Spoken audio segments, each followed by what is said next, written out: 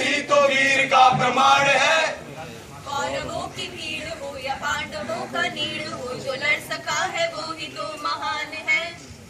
जीत की हवस नहीं, किसी पे कोई वश नहीं, क्या जिंदगी है ठोकरों पे मार दो। मौत अंत है नहीं तो मौत से भी क्यों डरे, खिंचा के आसमान में दहाड़ दो। नमस्कार, हम आपके सामने लेकर आए हैं अतुल्य भारत की एक ऐसी तस्वीर जिसके अतुल्य होने पर हमें गर्व है, फिर भी हमें संदेह है। भारत की कुछ अच्छे पहलुओं को लेकर प्रस्तुत है इनक्रेडिबल इंडिया। तो आज की ताजा राष्ट्रीय खबरें हैं। अरविंद केजरीवाल दोबारा बन पाएंगे दिल्ली के सीएम। सनी लियोन ने फांसी युवाओं को नहीं बल्कि संसद में बैठे मंत्रियों को भी डुबाया। क्या सलमान खान उठ पाएंगे अभी दुल्हन? क्या सचमुच अनारकली चली डिस्को शीला हुई जवान और मुरली हुई बदनाम? दोस्तों, इन्हीं सभी खबरों में उलझा है हमारा अतुल्य भारत। तो आइए हम आप प्रकाश डालते हैं अतुल्य भारत की उन समस्याओं पर जो सचमुच में हमारे अतुल्य भारत को खोखला बना रही है, जिसकी वजह से युवा भटक रहे हैं। तो आइए नजर डालते हैं ऐसी कुछ समस्याओं पर। अरे रमेश, अरे सुरेश, कैसा भाई? बढ़िया भाई, तू कैसा है? यार ठीक हूँ। ये बता, ये सूट बूट पहन के कहाँ जा रहा है? इंटरव्यू देने जा रहा था भाई। इंटरव्यू देने? हाँ यार मैं तो सोच रहा था अपनी डिग्री बेच दूं। क्यों भाई, ऐसा क्या हो गया? यार देख, मैंने डिग्री खरीदी और खरीदी भी चीज बेचनी तो है ही। बात तेरी समझ में ना आई यार।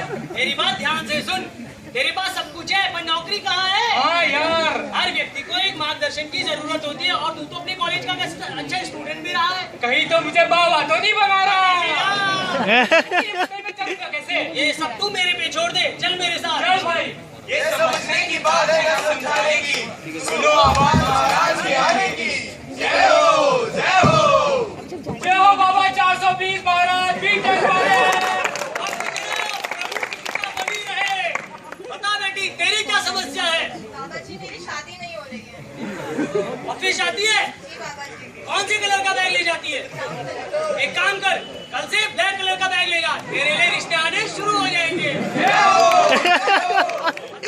तेरी क्या समस्या है? बाबा जी, मेरी सैलरी नहीं बढ़ रही।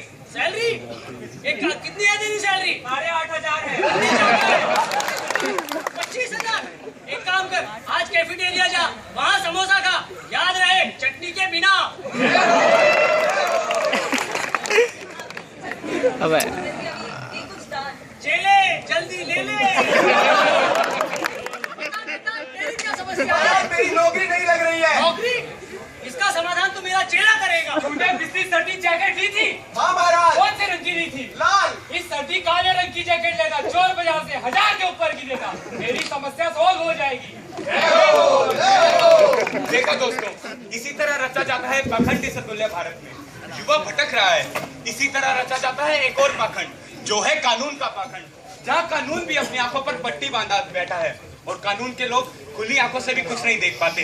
देखते हैं, केस की सुनवाई शुरू की जाए। हाँ तो मिस मोहिनी, क्या समय हो रहा था जब आपका बलात्कार हो रहा था? आपके साथ और कौन कौन वहाँ मौजूद था?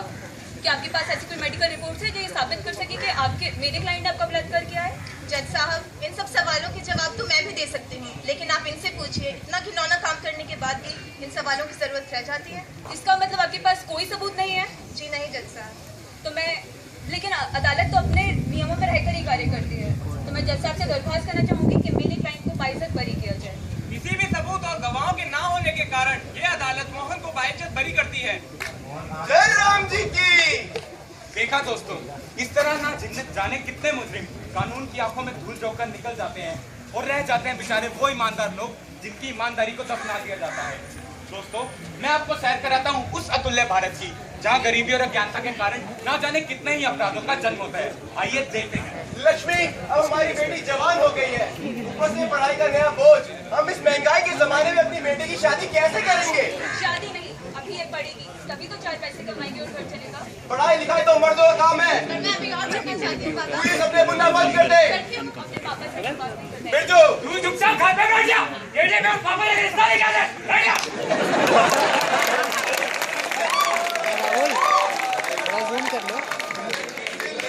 हाय हाय, कोई ये बताए क्या होगा?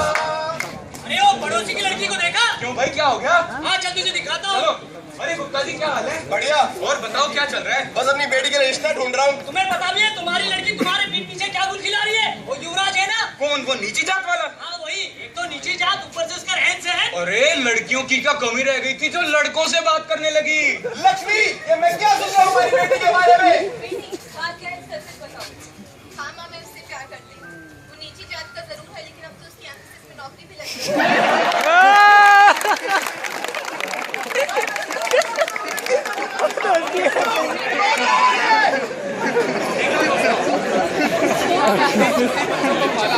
समाज की बुराइयों की वजह से उन्हीं हाथों ने इनका गला घोट दिया।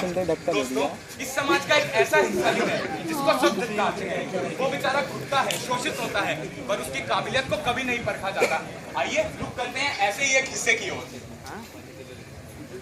बस यही अपराध में बार बार करता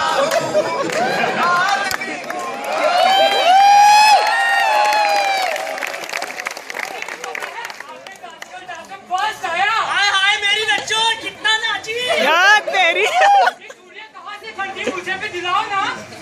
दिलाएंगे, काफी दिलाएंगे। जब ऊपर वाले ने बनाने में कोई फर्क नहीं रखा तो तुम कौन होते हो बना रखने वाले? वो उसकी इच्छा है, वो जैसे रहना चाहते हैं। तुम होते कौन हो उसका मजाक बनाने वाले? आज के बाद अगर किसी ने भी इसका मजाक बनाया ना, फिर देखना चल तू। दोस्तों, इस तरह ना जाने कितनी ही समस्या है जिन्हें हम कानों से तो सुनते हैं लेकिन उनको दिमाग तक नहीं ले जाते, और कभी गलती से अगर दिमाग तक ले भी गए तो वो सिर्फ बातों तक ही सीमित रह जाती है, उनका हल नहीं निकाला जाता। आइए देखते हैं ऐसी कुछ छोटी छोटी समस्याएं। अरे यार, आज फिर पुलिस वाले ने पकड़ लिया, चालान काटने लगा। तो तुमने क्या किया? चालान कटवा लिया? नहीं यार, 200 रुपए दिए और आ गया। बढ़िया किया। आज का अखबार पड़ा था, 4 पुलिस वाले मारे गए किसी टेररिस्ट अटैक में। अरे ऐसे पुलिस वाले तो रोज मरते रहता है, कौन कहता है इन्हें पुलिस में भर्ती रहने को?